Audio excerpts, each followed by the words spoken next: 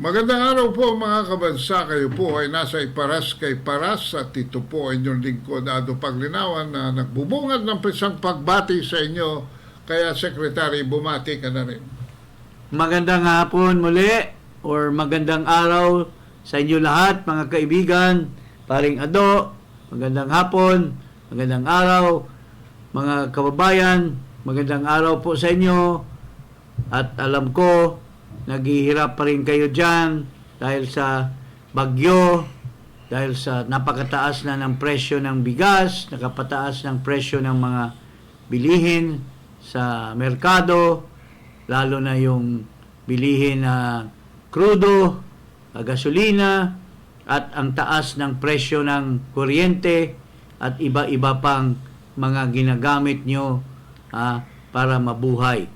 So, 3 taon na po at walang ginawa kundi himukin ang ating dating Pangulo, President Rodrigo Duterte. At kamakailan lang nandoon siya sa hearing ng Senate at maayos naman ang kanyang pagdalo doon, pero may nagtanong kung bakit hindi siya dumalo sa House of Representatives. Mga kababayan, ang aking narinig ay ang ating Pangulo hindi na dumalo sa House of Representatives dahil itong sinasabi nilang Quad Committee, or ano bang ibang pangalan ng Quad Committee? Tuwad Quad Committee. Quad. Meron din Quad Committee. Quad Committee. Parang napansin niya, lalo na yung pag-appear ni Garma, na talagang gawa-gawa na lang ang mga testimony ng mga testigo. Alam na alam ni Presidente na yung sinabi ni Garma na dumating siya sa bahay ni Presidente ng alas 5 ng madaling araw, pinatawag daw siya at pinapatayo siya ng isang task force at kumuha ng kasama na isang pulis na membro ng iglesia. Halatang halata na gawa-gawa lang talaga. At sabi ni Presidente, paano naman ako mag-appeal? Kung ang nilalaban nila sa akin, puro hearsay, puro panglalait at gawa-gawa. At true enough, mga kababayan, napatunayan talaga itong pangyayari. Kasi may isang nag-testify. Si Garma, siguro natakot ng husto, gumawa ng kanyang script at paiyak-iyak, pero mayroong isang hindi natitinag na pulis at nireveal niya ang gawain ng Quad Committee na pinapagawa sila ng narration of lies, not narration of truth or narration of facts, but the narration of lies. At ito po ay binitawan ang kanyang statement doon mismo sa hearing ng committee. At in-identify niya ang mga membro ng Quad na gumawa ng kabulastugan sa kanya. Ito po, pakinggan natin yung pulis na nag-testify. Si Police Colonel Hector Grijaldo, at sinabi niya na siya ay hindi naman kinidnap, hindi naman intimidate. Kinausap ng mahinahon, pero mayroong pinapagawa na kasinungalingan sa kanya. Ito po. Allow me to read, Your Honors, my affidavit. I, Police Colonel Hector U. Grijaldo, 3rd Level Officer, presently assigned a personal holding administrative unit, Camp Crame, Quezon City. After duly sworn to, under oath and in accordance with law, do hereby depose and states that I have been dedicated to public service for almost 30 years. And since I took my oath as cadet on June 1, 1995. On October 16, 2024, I was again invited as a resource person in the 9th Joint Public Hearing of Committees on Dangerous Drug, Public Order, Safety and Human Rights, and Public Accounts of the House of Representatives scheduled on October 22, 2024 at 9:30 a.m. I, together with other invited PNP personnel, attended the joint hearing in the House of Representatives. After I answered questions related to extrajudicial killings and the reward system, I was approached by a security personnel while I was seated in one of the witnesses during the hearing. The said person told me that I was summoned by Congressman Dan Fernandez. I went out of the room with the security personnel. When we were outside, he told me to go to the left corridor and proceed straight to the end room. While walking, I saw other witnesses who were standing in the corridor, including my classmate, Major Portalesa and Captain Anoba, who was wearing a PNP uniform, and the latter acknowledged me by saluting. When I entered the room, I saw two lawyers of Police Colonel Garma standing inside the room. One of the lawyers approached me and then asked me what we are going to talk about. I said I do not know. After a while, Kong Dan Fernandez entered the room and he asked me to sit beside him on his right side. And then Kong Abante entered the room, sat far end of the chair on the right. One of the lawyers of Police Karma stood near at my back. Kong Dan Fernandez put the paper he was holding on the table and told me, "Ito ang sasabihin mong statement na ito," while pointing on the paragraph on the paper. Ito ang supplemental affidavit ni Colonel Garma. Sabihin mo, alam mo ang reward system. I-confirm mo lang. Kong Dan told me to read the said affidavit. However, I asked the copy of affidavit he was showing to me to read it. He did not give it to me. The lawyer of Police Colonel Garma said, "Ikaw lang ang pwedeng magsabi niyan," sabi ni Colonel Garma. I was puzzled and I asked myself, why me? I respectfully told him that I cannot confirm. They are saying as I have not read the affidavit. We went silent for a while. And then Kong Dan Fernandez said, while holding the affidavit, "Saan ka pwede?" "Dito, noong 1999, about DDS, alam mo to, pulis ka na sa Davao nito." I politely told him that I was not still with the PNP because I was working with the Bureau of Jail Management and Penology in 1999 that time. After some time, Kong Abante asked me how many years do still I have with the PNP. I answered, I still have 4 years before my retirement. Then he made a remark,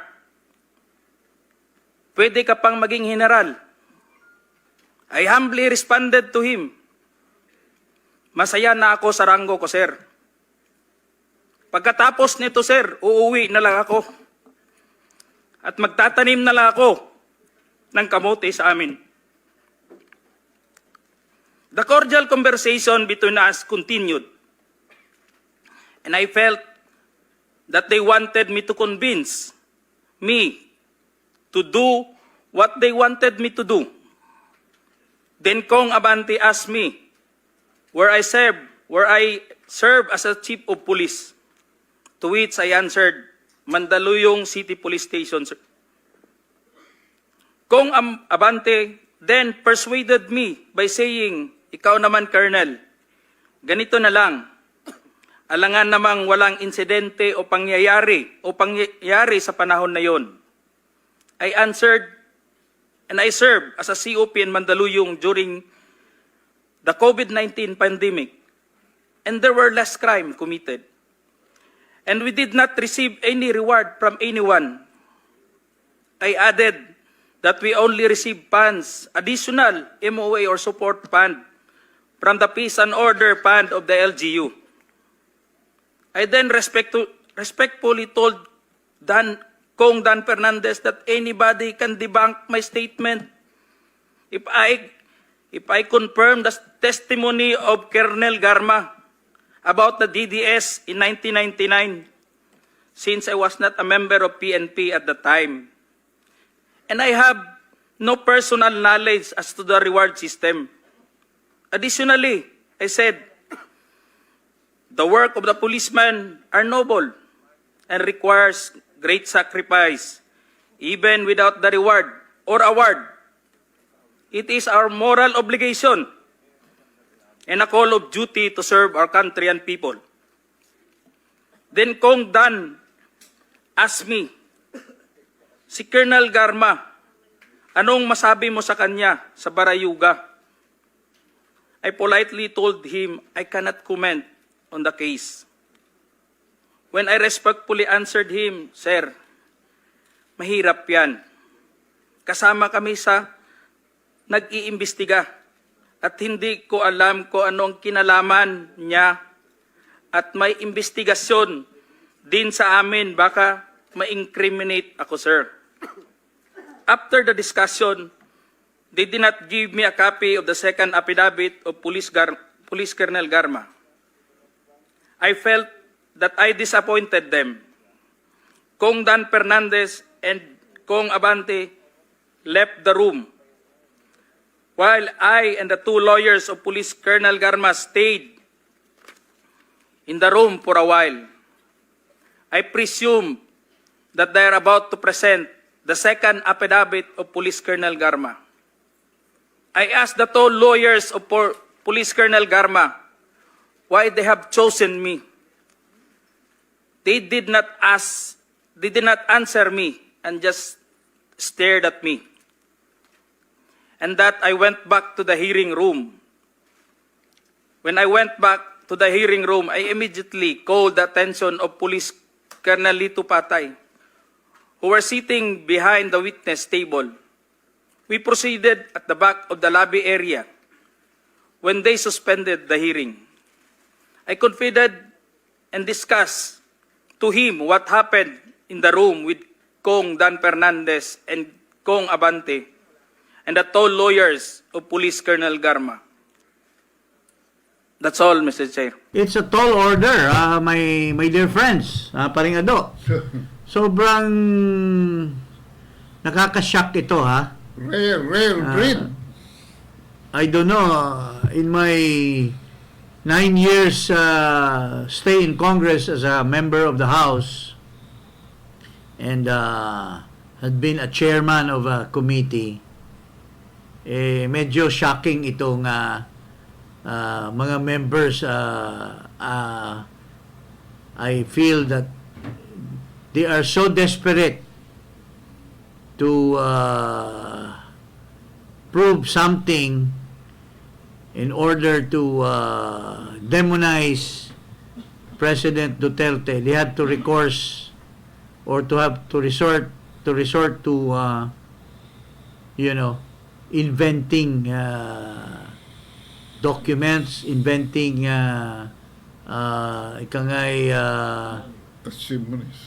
testimonies or affidavit. Ano na bang nangyayari dyan sa Quad Committee na yan? In fact, minention natin earlier na pati yung kaibigan ko na si Ace, I have very high respect. He's my good friend. We've been together for 9 years in Congress, and nagkasama pa kami na magiging minority. Noong panahon ni GMA.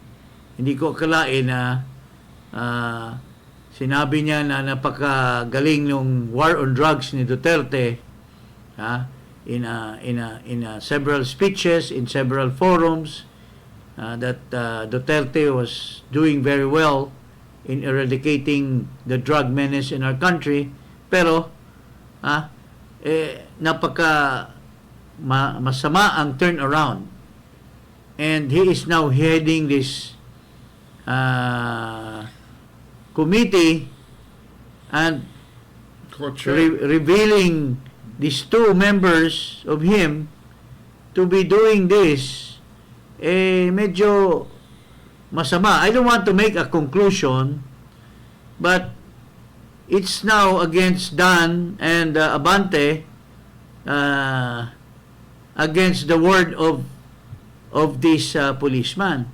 Pero it's pretty obvious ano naman ang makukuha nitong policeman na ito, ano naman ang maging motibo ng policeman na gagawa siya ng kwentong kutsero, di ba, paring Ado? That might even endanger his promotion. It might endanger his promotion, it might endanger his life. Hostile ngayon na It might create ground for him to be incarcerated din dyan for contempt. So, why would he do this? If not for his integrity, if not for his very, very strong resolve to right a wrong. So, yun po, mga kababayan. And ito, this is the second time that we have called the attention of Mr. Abante. Ito, kaibigan ko rin ito si Manong, Benny. Tagal kaming magkasama sa Kongreso na noon until natalo siya ni Ocampo at nakabalik siya. Hindi ko alam na magbabago yung kanyang pagkamabuting at God-fearing person, no? And in the last time that we talked about him was defying President Marcos' instruction that the government will refrain from entertaining the ICC. That the ICC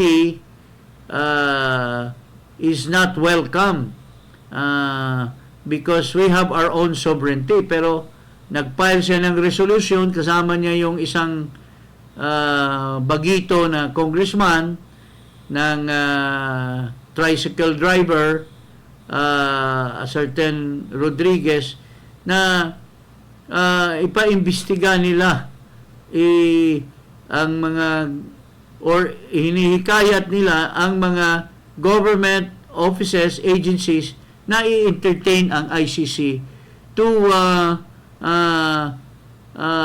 conduct an investigation or to accept the verdict of the ICC to do harm to President Duterte. So, yun po ang nangyayari. At ngayon, sa isang interview, ating pakinggan kung ano ang response ni Ginoong Benny Abante. Sinabi natin, noong una, Abante ang pangalan niya kasi naniniwala siya na hindi dapat galawin si Duterte because our judicial system was working. Pero nagiging Benny atras na siya nung hinihimok naman niya si Duterte at hinihikayat niya ang mga agencies na patulan ang ICC. So, dito sa interview... si Abante umatras. Oh. Atras abante. Atras Abante. So, ito, pakinggan natin ang interview niya kay Karen Davila. Did you and Representative Dan Fernandez instruct Police Colonel Hector Grijaldo to confirm the reward system in Davao, in effect asking him to lie? I already made a statement that there is no truth to the accusations of Colonel Grijaldo, that I forced anyone or we forced anyone to sign any affidavit in exchange to favors or the possibility of promotions.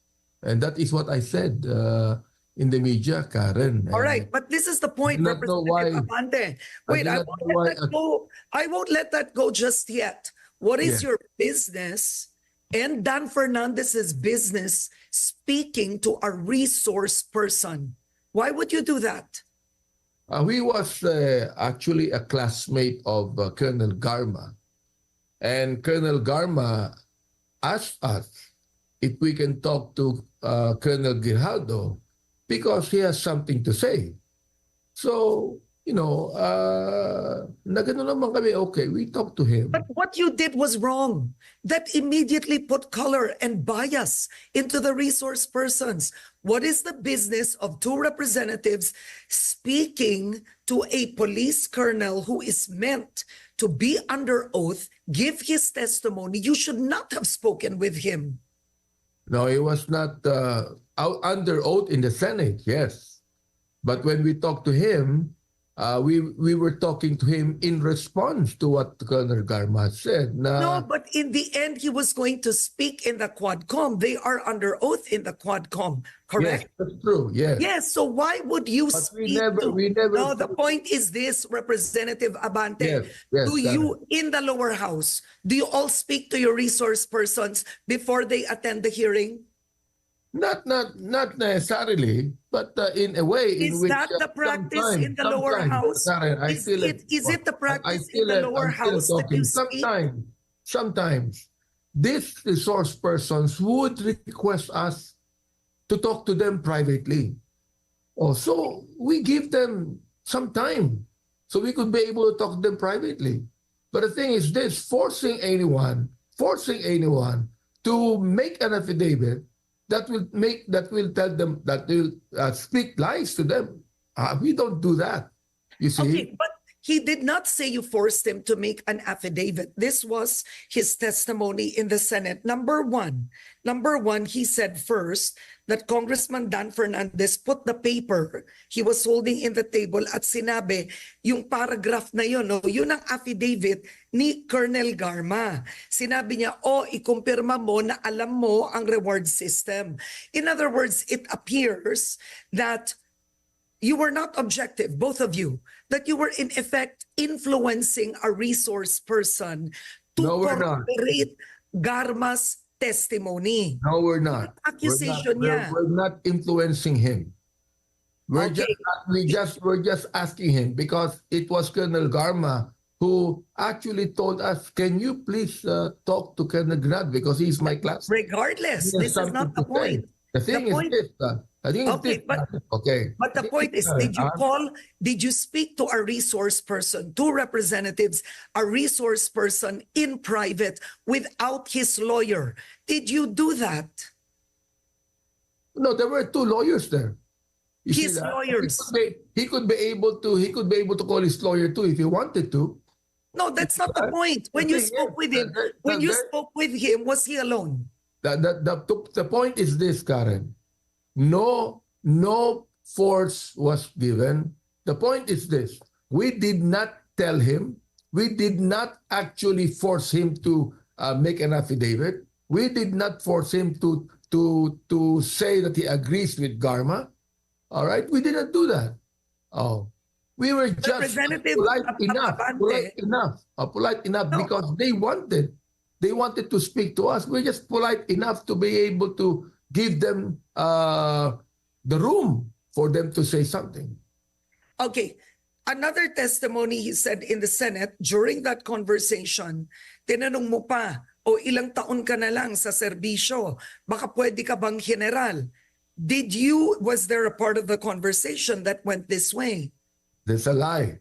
The thing is, why would people believe a killer who would say those things? But why would they believe Even you? even This the was Quadcom. highly inappropriate.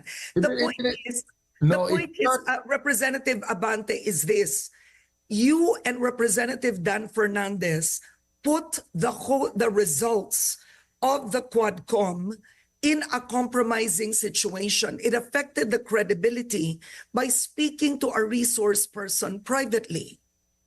I don't think so. I mean, we will still pursue the truth, and that is what we want to say.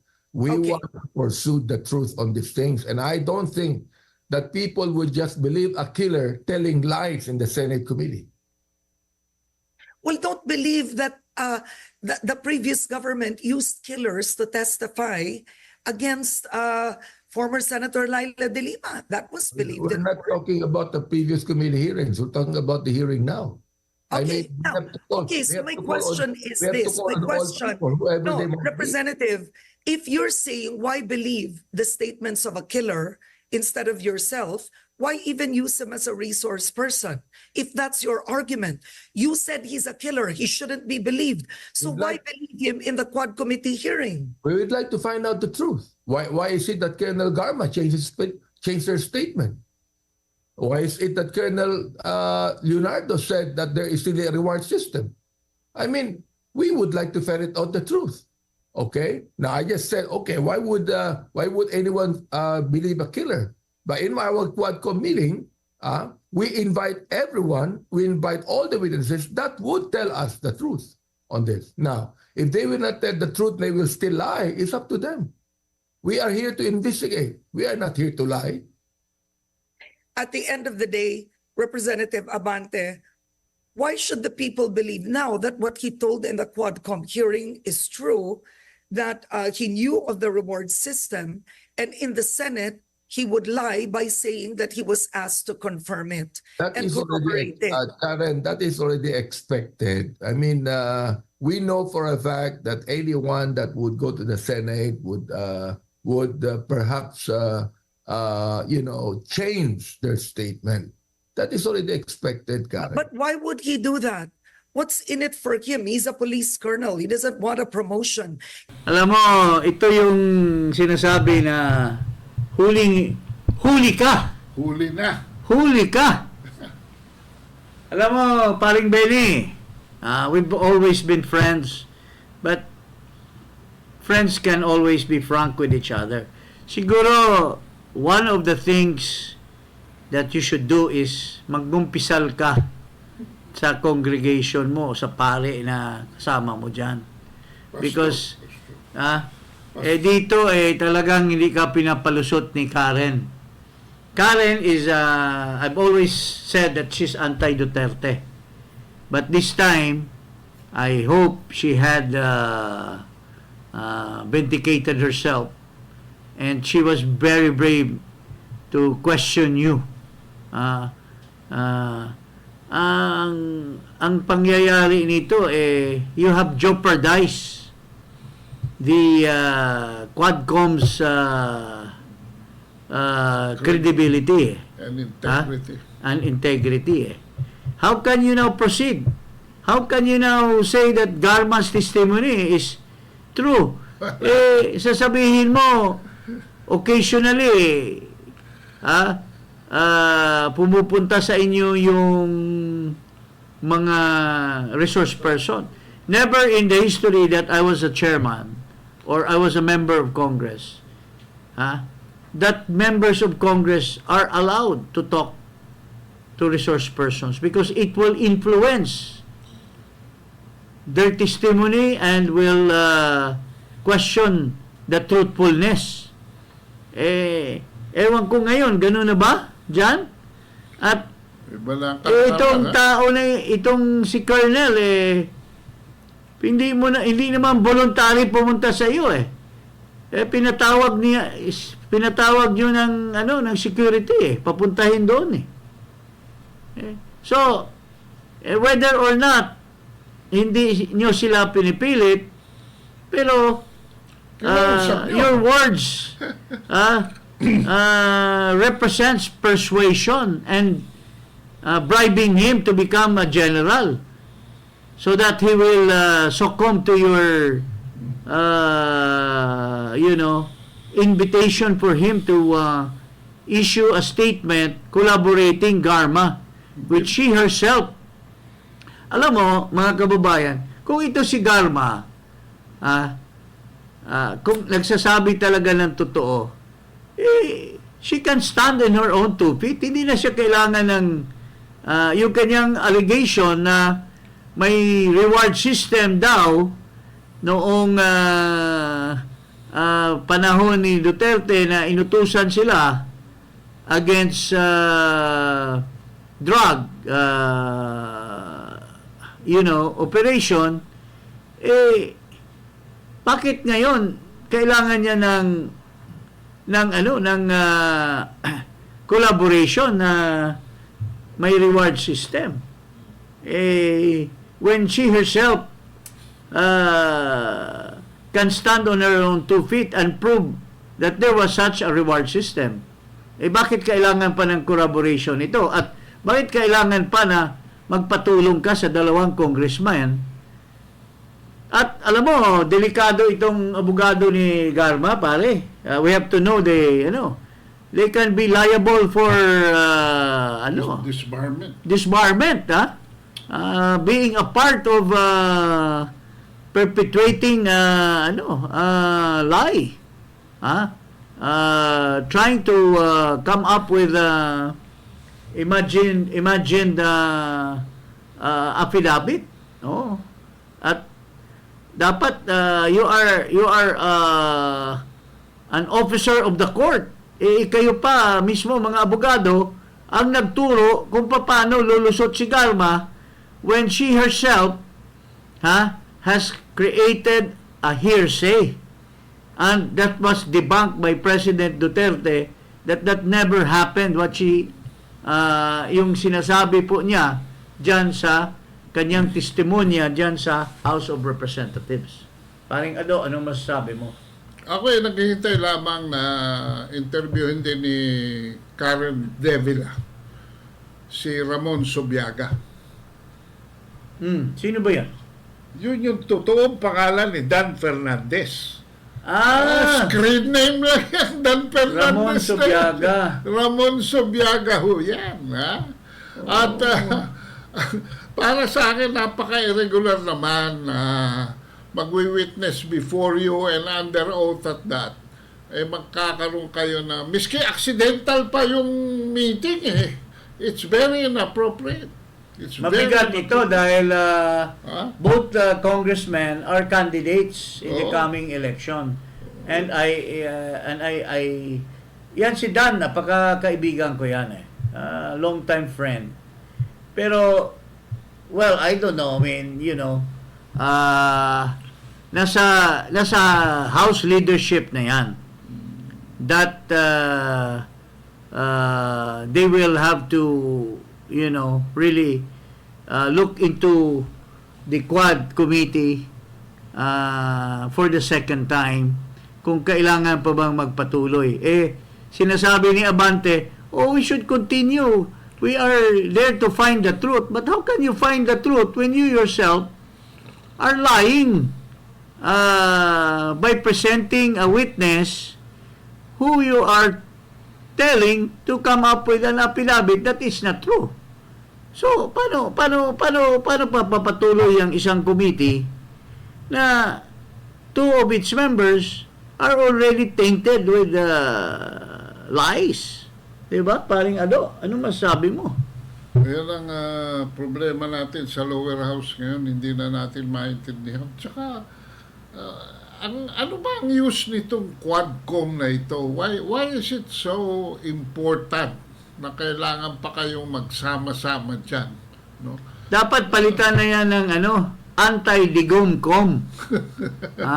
Committee. Anti-digomcom na yan.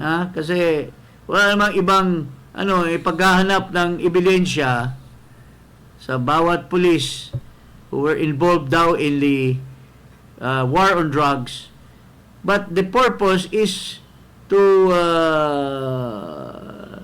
get information that will lead to the demonization and probably eventual allegation of Duterte's involvement in the killings, Oh. extrajudicial Piniprame killings. up niya si Duterte. Oo. Sineset Yun ang up. purpose dyan.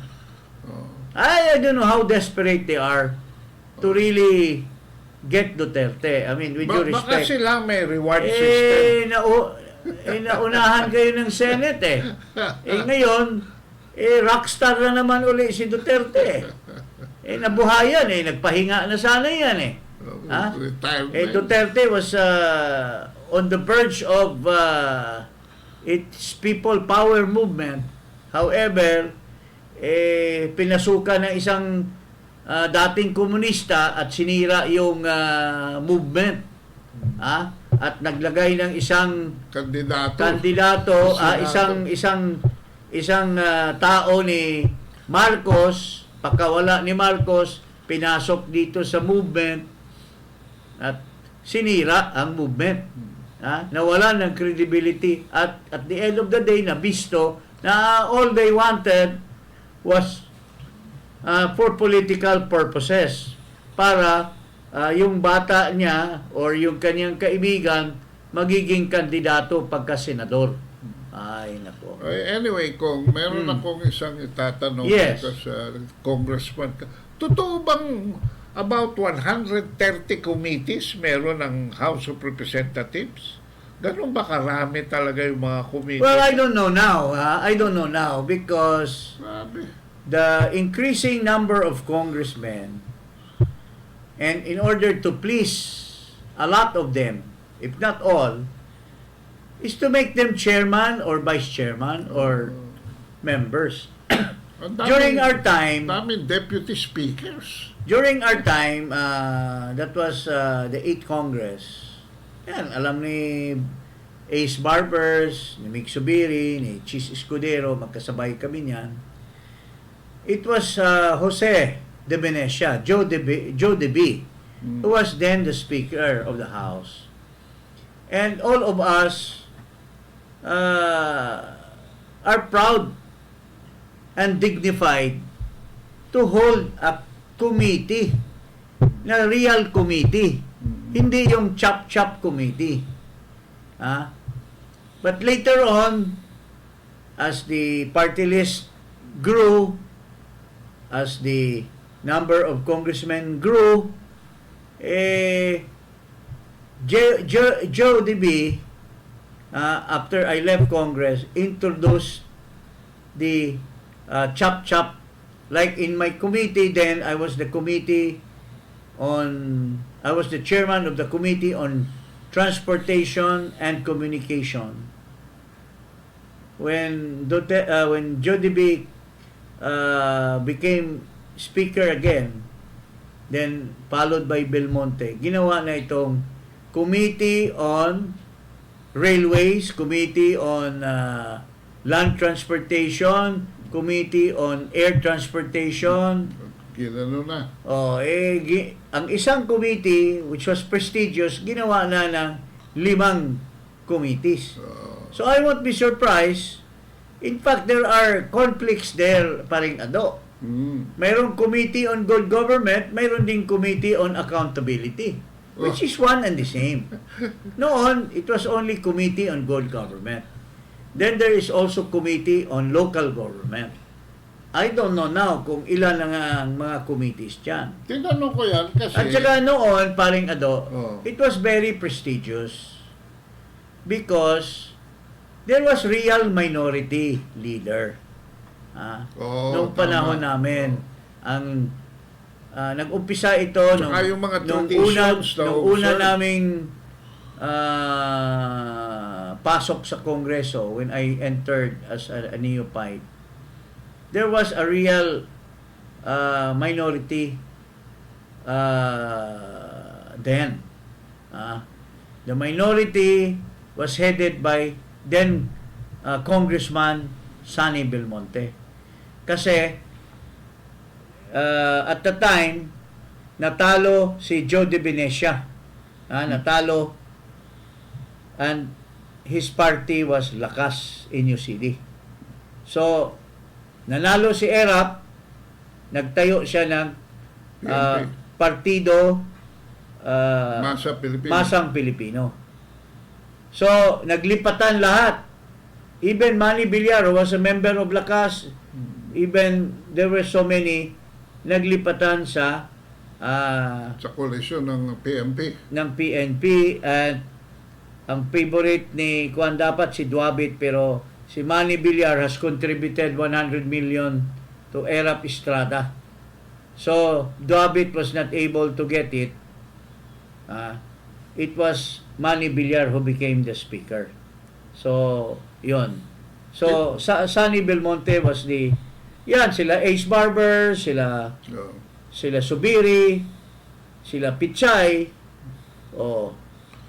they were in the minority. Si Mike Defensor, yun ang tunay na minority. Why? Because there was an actual election.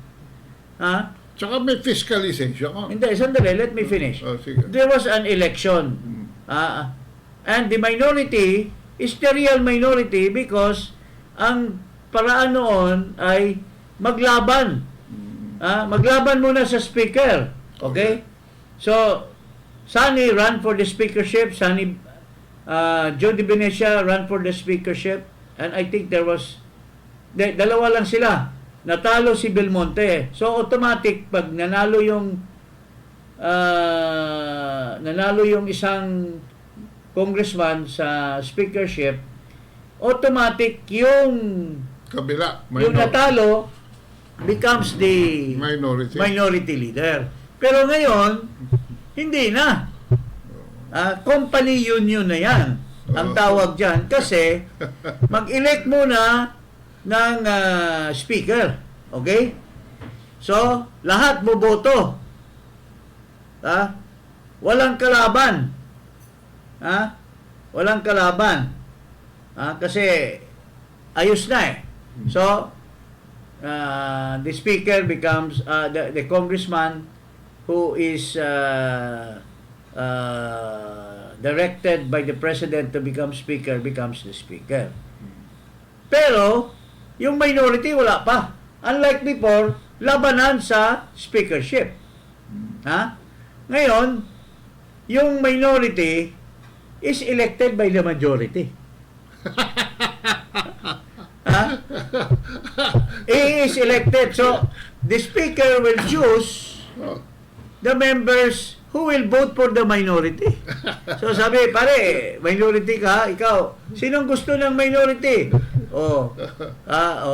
Sige, Scout pa sila. bumoto na siya sa majority, pero pag sabi, sinong gustong mag-minority, lilipat ka ngayon sa minority. Dahil si speaker has chosen the person who will become the minority.